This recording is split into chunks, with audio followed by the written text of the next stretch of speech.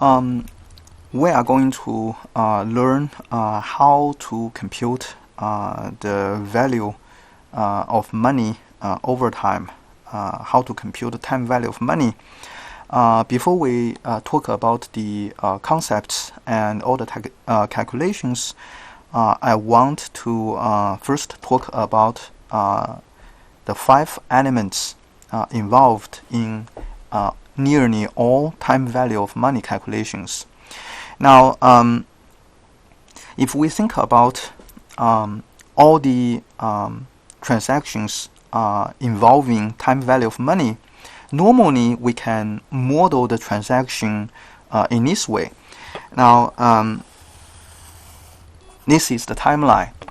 Now we can think about a normal transaction. For example, we want to invest money in a bank account. Or you can think about invest your money in stock market. Now, first we need to open an account.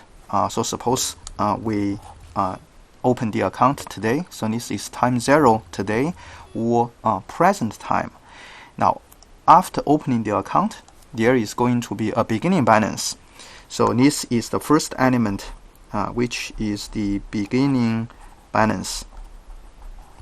It represents the value of the investment today. Now, we are going to invest the money, and the money is going to be kept in the account. Of course, nobody is going to leave the money in the investment forever. There is going to be an ending date. Eventually, we are going to take the money out.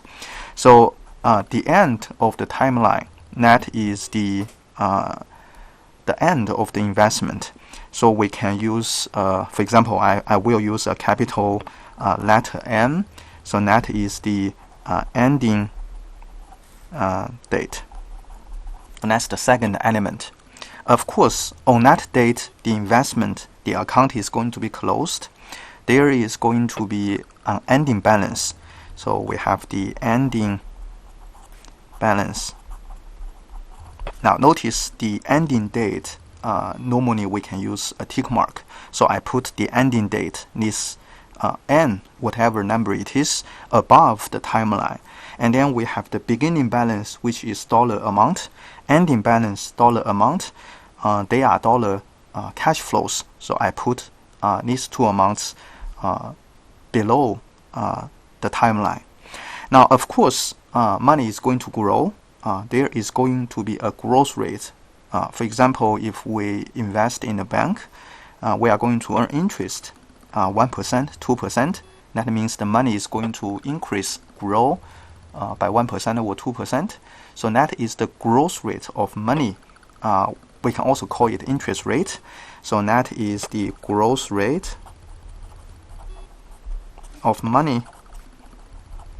Now, for now, we just call it interest rate. So that is the fourth element.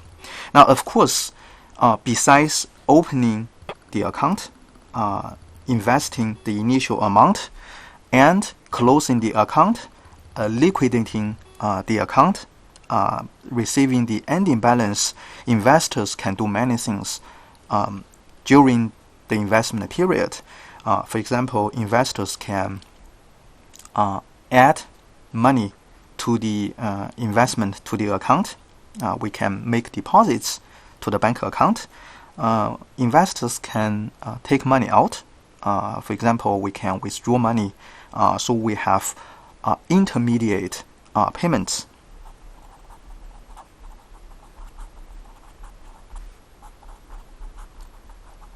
Or intermediate cash flows. Now, these 5 parameters, 5 elements, beginning balance, ending balance, length of the investment, growth rate of money, and intermediate transactions, cash flows, will define the investment, this investment. So these are the 5 elements. Now, in finance, these 5 elements are very important. Each one has, we use a letter or a symbol a letter to represent each one. Now the beginning balance, we use the PV, which represents the present value, a concept we are going to talk about later. So that is the present value. It corresponds to the beginning balance. The growth rate of money or the interest rate, we use the letter R. So that is the growth rate or interest rate. Now the ending date, so that is the n number of periods. So that's the this element. And then we have the ending balance, which is the value in the future. So we use the FV. So that is the future value. Again, it's a concept we are going to talk about later. And then we have intermediate payments. Now, for now, in chapter 5, one single cash flow. So we are going to make one investment into the account.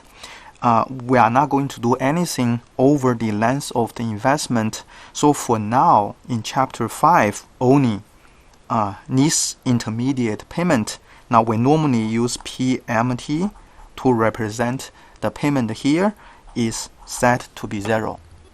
Now, once we know 4 of the 5 elements, we are able to compute the 5th one. For example, if we know the amount invested in the account today, we know the interest rate to be earned. This is going to be 0. We know the length of the investment. So once we know these 4 parameters, elements, we are able to compute the ending balance.